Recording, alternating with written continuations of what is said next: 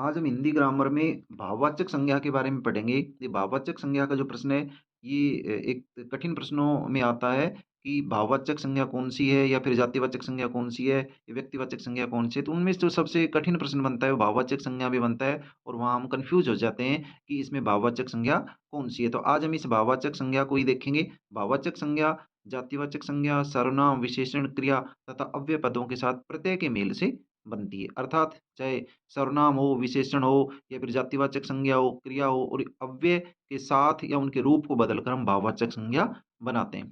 पहले इसमें हम देखेंगे कि सर्वनाम जो शब्द होते हैं, उनसे भाववाचक संज्ञा कैसे बनती है। अर्थात जब वो भाववाचक संज्ञा बन जाती है, उनके प्रत्यय लग जाते हैं, तो उनका रूप किस प्रकार से कन्फ्यूज़ करने वाला होता है कि यहाँ ये सर्वनाम है या फिर ये यहाँ भाववाचक संज्ञा है।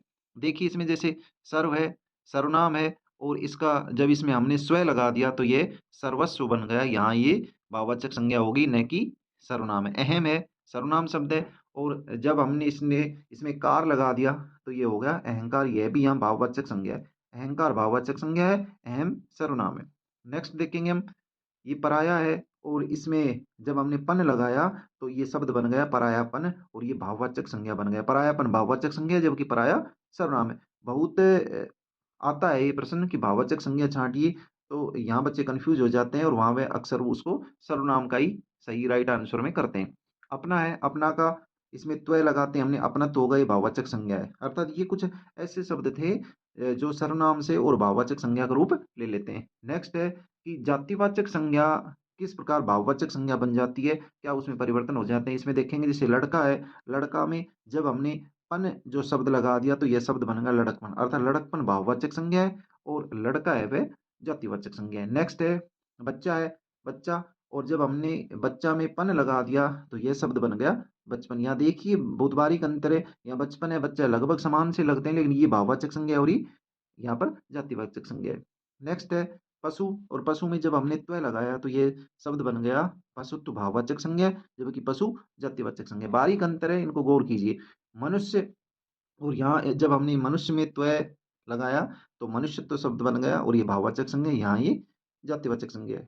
नेक्स्ट है कवि, और कवि में हमने त्वय लगा दिया तो ये बन गया कवित्व। कवित्व भाववाचक संज्ञा, कवि जातिवाचक संज्ञा। नेक्स्ट है गुरु, और इसमें हम जब त्वय लगाया तो ये बन गया गुरुत्व भाववाचक संज्ञा होगी।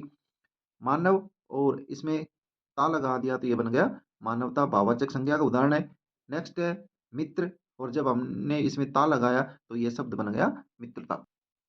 नेक्स्ट वही जो जातिवाचक संज्ञा है, और इनमें किस प्रकार इसको भाववाचक संज्ञा में हम परिवर्तित कर सकते हैं। यहाँ ये पशु है, और इसके जब हमने ता लगाया तो ये हो गया पशुता। नेक्स्ट है शिशु, इसमें जब अ प्रत्यय ये लगा दिया तो ये बन गया शैशव। नेक्स्ट है गुरु, और इसमें अ प्रत्यय लगाने से ये शब्द बन गया गौरव। ये भाववाचक संज्ञा है, ये जातिवाचक संज्ञा है।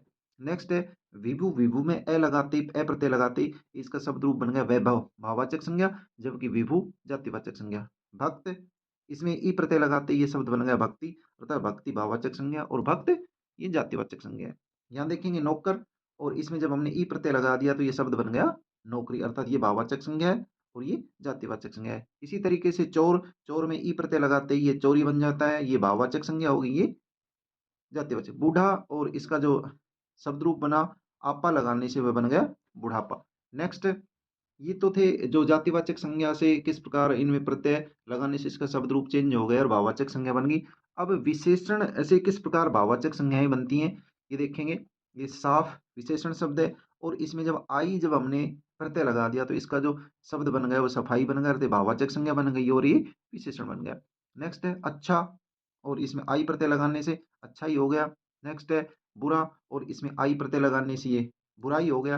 नेक्स्ट है खट्टा, और इसमें इसमें आस प्रत्यय लगाने पर ये शब्द बन गया खटास। मीठा, इसमें आस प्रत्यय लगाने से ये शब्द बन गया मिठास। नेक्स्ट है उदार, और जब हमने इसमें ता प्रत्यय लगाया तो ये जो शब्द है ये बन गया उदारता।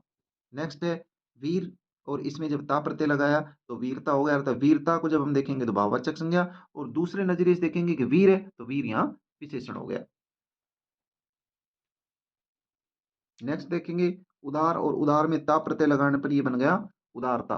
उसके बाद है वीर, और वीर में यदि ता प्रत्यय लगा दिया तो ये शब्द बन गया वीरता। यहाँ देखना कि वीरता भाववाचक संज्ञा होगा और वीर यहाँ विशेषण। नेक्स्ट है सरल, और इसमें जब हमने ता प्रत्यय लगा दिया तो शब्द बन गया सरलता।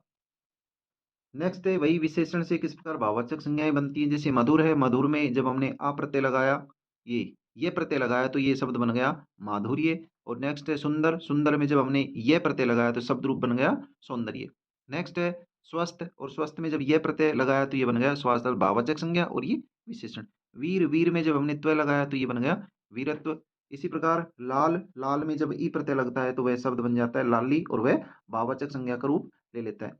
अब आगे देखेंगे कि क्रिया किस प्रकार भाववाचक संज्ञाएं बन जाती हैं, उनमें क्या परिवर्तन आता है। जैसे खेलना है, जब हमने इसका ना का लोप कर दिया तो ये खेल बन गया, अर्थात खेलना क्रिया और खेल भाववाचक संज्ञा। ये भी बहुत इंपॉर्टेंट है, अक्सर साल लगभग परीक्षाओं में इनमें से क्रिया से भाववाचक संज्ञाओं का जो परिवर्तन होता है वो पूछा जाता है।